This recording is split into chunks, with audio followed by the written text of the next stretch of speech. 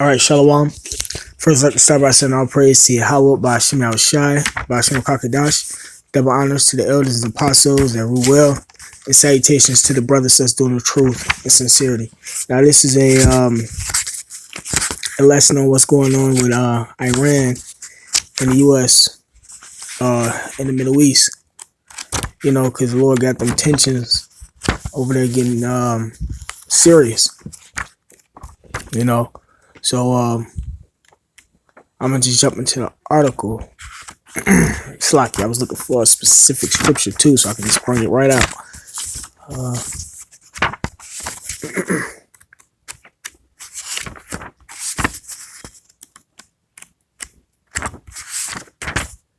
All right. So it says U.S. bases in the region. U.S. bases in the region. Warships within reach of Iranian missiles. IRGC commander. Right, because eventually this third world war gonna kick off, and they're gonna be shooting missiles at each other. But ultimately, America's gonna be hit by thermonuclear missiles, and that's in the scriptures. But it says a top commander of Iran's Islamic Revolution Guards Corps (IRGC) says the U.S. military bases in the region, as well as its warships and other vessels, are within reach of Iranian missiles up to a radius of 2,000 kilometers. Brigadier General Amir Ali Hajzadeh, the commander of the IRGC's Aerospace Division, made the remarks in a televised talk show on Sunday. It says, in addition to U.S. bases in the region, we have all their vessels, including aircraft carriers and warships, under fire of our missiles to a radius of 2,000 kilometers and are constantly monitoring them, the Iranian commander said. He added, the Americans, thought that they could get out of our range of missile fire, and if they stand 400 kilometers away from Iran's territorial waters. However, no matter where they are, if a conflict is ignited, their warships will be first to be targeted by our fire. Right, and you know, for you brothers that watched the whole Iran shooting, trying to shoot at the chariots, you know, this battle is gonna be crazy. You know, because everybody got missile fire, and you know. And if everybody just starts shooting on each other, it's gonna be a lot. It's like the truth says, there's gonna be a lot of dead bodies out there, man. Especially ultimately when the missiles hit. But you know, just the thought of so many missiles being shot at one specific ship, man, it's crazy. You know, Jake, I'm stupid. You know, I wouldn't be in the U.S. Army. I wouldn't be in nobody's army. You know, I always had that mentality. You know, coming up as a kid. It says in August, Hajizadeh said that Iran ranked first in the field of missile technology among the Middle Eastern countries and still superior at a global level. And, you know, for us brothers that's been keeping up, you know, Iran has been enhancing this missile power over these last couple of years, you know. Yeah, so it says, today we rank first in the missile technology at the regional level and are placed among the few global powers in this regard, he said. Elsewhere in his Sunday remarks, the IRGC commander emphasized that the U.S. is not in conditions, but we are pessimistic about the future and are always ready for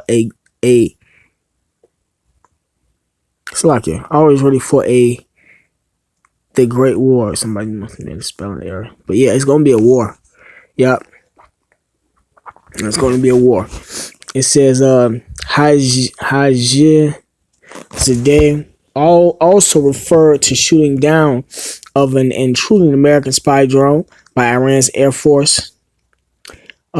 Defense Forces over the country's southern coastal province of Hormozgan in June, saying it was done in defense of the country's aerospace.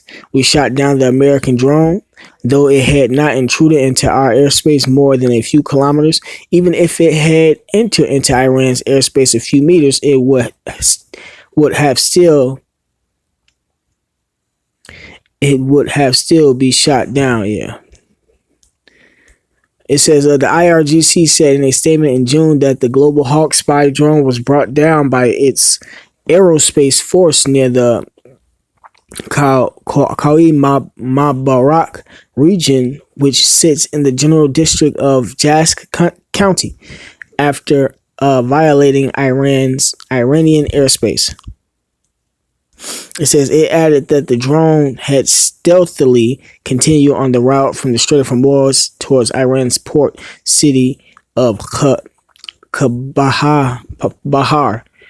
Hajizadeh dismissed Trump's claim about canceling an attack on Iran, saying that the American politicians and the armed forces might have debated this issue but failed to reach a consensus.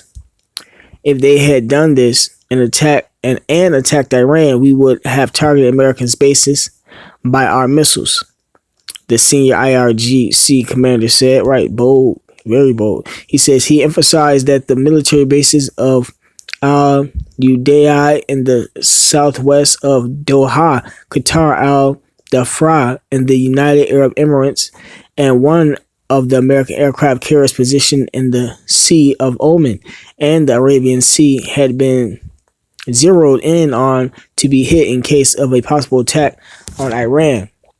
The IRGC commander said neither Tehran nor Washington seek a war, but any unwanted conflict may lead to a war. In June, President Donald Trump said a U.S. strike on 3 different Iranian sites would have killed 150 people, but he canceled it 10 times before the attack was going to be launched. Trump warned that Iran's decision to shoot down the U.S. drone was a big mistake, and then reportedly approved military strikes against the country, who pulled back after conferring with national security advisors and congressional leaders, right? Because it ain't time.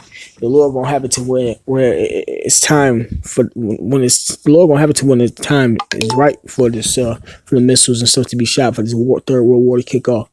You know, it says U.S. Secretary of State Mike Pompeo on June 18th reiterated that President Trump does not seek war with Iran. But Washington will continue to maintain its pressure campaign against the Islamic Republic. Right, and I'm going to just stop right there because ultimately there is going to be a war. Ain't no being double-minded. It's all going to be through the spirit and power of Yahweh Shema Shai. You know.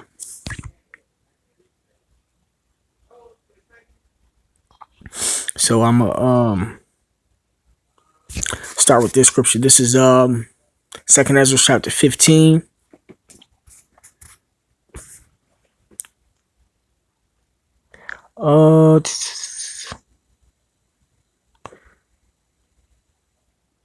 Verse 28, it says, "Behold, an horrible vision, and the appearance thereof from the east, where the nations of the dragons of Arabia shall come out with many chariots," right, Arabia, "and the multitude of them shall be carried as the wind upon earth, that all they which hear them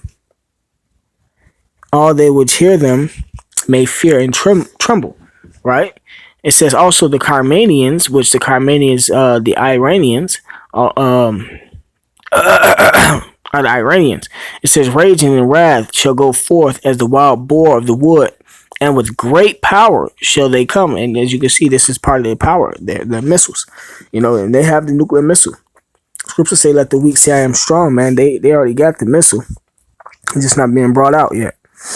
It says also the Carmanians raging in wrath shall go forth as the wild boars of the wood, and with great power shall they come and join battle with them, and shall waste a portion of the land of the Assyrians. Right, so they're going to shoot missiles on this place, man. They're going to go to war with the U.S. They're not talking tough for nothing. It says, "And then shall the dragons," which is the other Arab countries, the dragons represent the Arab nations, Ishmael, "have the upper hand, remembering their nature. And if they shall turn themselves, conspiring together in great power to persecute them, then these shall be troubled and keep silence through their power, and shall flee. And from the land of the Assyrians shall the enemy besiege them and consume some of them, and in their host shall be fear and dread and strife among their kings." Right? It says, "Behold," oh, okay, yeah. I'm gonna end it there. But yeah, that's that third world war kicking off with America. Saudi Arabia is going to turn against America. That's Arabians. The Carmanians is the Iranians, and the dragons are the Arabs. So them nations in that Middle Eastern region gonna come up against the U.S. You know, the U.S. and Iran, man. And ultimately, America gonna be hit by thermonuclear missiles. That's the reason why the missiles were created.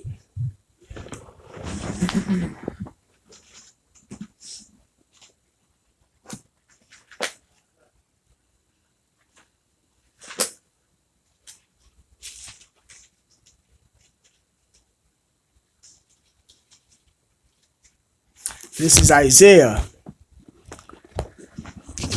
This is Isaiah chapter 54, verse 16. Behold, I have created the smith that bloweth the coals, the scientist, and the fire, and that bringeth forth an instrument for his work. And I have created the waster to destroy. And that's talking about the nuclear missiles. The Lord created these missiles, the nuclear missiles, for the purpose to destroy this place. Right along with Iran, right along with Israel. You know, but they're not the only places that are going to be hit by the missiles, man. And then this is something else that's going on over there in the Bahamas. You got another storm coming, which they say could be a hurricane that's going to sweep through that place one more time. You know, and there's still people over there right now. I think there's still people over there. I don't know if they evacuated everybody or not. I haven't been able to keep up, but the Lord messing that place up, man. So I'm gonna play the clip. We're going to go now to the Bahamas because tonight the island chain is bracing for more severe weather just weeks after being devastated by Hurricane Dorian. Tropical storm warnings are up on Grand Bahama and the Abaco Islands. That is for tonight and for tomorrow. And the storm could skirt the Florida coast tomorrow and Sunday. Well, today the official Bahamas death toll from Dorian rose to 52.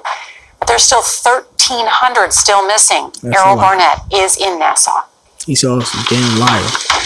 Bahamians, still staggering after the destruction of Hurricane Dorian, are bracing for another hit. Protective tops going up as fast as possible.